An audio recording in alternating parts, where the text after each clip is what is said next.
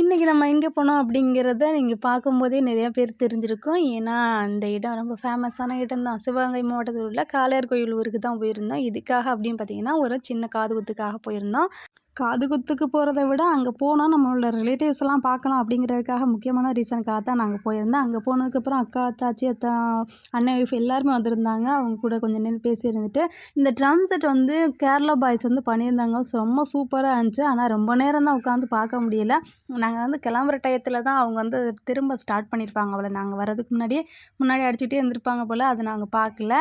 நாங்கள் கிளம்பலாம் அப்படின்ட்டு வெளியில் வரோம். அப்போ தான் ட்ரம் ஸ்டார்ட் பண்ணாங்க. அதனால் அப்படியே கொஞ்சம் நேரம் மட்டும் வெயிட் பண்ணி பார்த்துட்டு அதுக்கப்புறம் அப்படியே நேரா வந்து அக்கா வீட்டுக்கு போயாச்சு. போகிறதுக்கு முன்னாடி செல்லம்மை வந்திருந்தான். அவனையும் அப்படியே பார்த்துட்டு அவனுக்கு ஒரு ஹாய் சொல்லிவிட்டு அவங்களையே எல்லாருமே லைட்டாக ஒரு சின்னதாக ஒரு குட்டி வீடியோ எடுத்துகிட்டு நம்மளும் அப்படியே கிளம்பியாச்சு. எங்கே போகிறோம் அப்படின்னு பார்த்தீங்கன்னா, அக்கா வீடு வந்து காளையார் கோயிலில் தான் இருக்குது.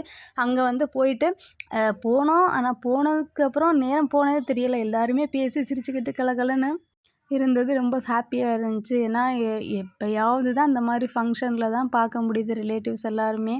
என்னதான் சொந்த பந்தம் இருந்தாலுமே ஒரு கால் கூட பண்ணி பேசிக்கிற முடியலை. இருந்தாலும் இந்த மாதிரி ஃபங்க்ஷனில் பேசிக்கிறம்போது யாருமே வந்து விட்டுட்டு போகவே மனசு இல்லை வீட்டுக்கு போகிறதுக்கே. என்ன பண்ணுறது, பிள்ளைங்களெல்லாம் விட்டுட்டு போயாச்சு அப்படிங்கிறதுக்காக நாங்களும் வந்து கொஞ்சம் சீக்கிரமே எல்லாருக்கும் பாய் பாய் சொல்லிட்டு போகிற மாதிரி ஆயிடுச்சு. மச்சான் இருந்து தான் போச்சுன்னாங்க. ஆனால் நாங்கள் தான் வந்து பிள்ளைங்கள்லாம் இருக்குதுங்களே அப்படின்னு சொல்லிட்டு கிளம்பிட்டோம். தம்பி தான், அக்கா பையன் தான் வந்து எங்களை வந்து பஸ் ஏற்றி விட்டாங்க காளையார் கோயில் பஸ் ஸ்டாண்டில். அப்படியே கொஞ்சம் நேரம் பஸ் ஸ்டாண்டில் உட்காந்துருந்தோம். நான் இங்கே தான் வந்து படித்தேன் காளையார் கோயிலில். அதனால் கொஞ்சம் நேரம் அந்த மெமரிஸ்லாம் வந்து வந்துகிட்டே இருந்துச்சு. அதுக்கப்புறம் நான் சொல்லிக்கிட்டு இருந்தேன், 2 வருஷம் அந்த இதில் தான் போயிட்டு வந்துக்கிட்டு இருந்தேன் அப்படின்னு சொல்லிட்டு. ஓகே, காளையார் கோயிலுக்கு பாய் சொல்லிவிட்டு அப்படியே நம்ம தேவிலேருந்து கிளம்பியாச்சு.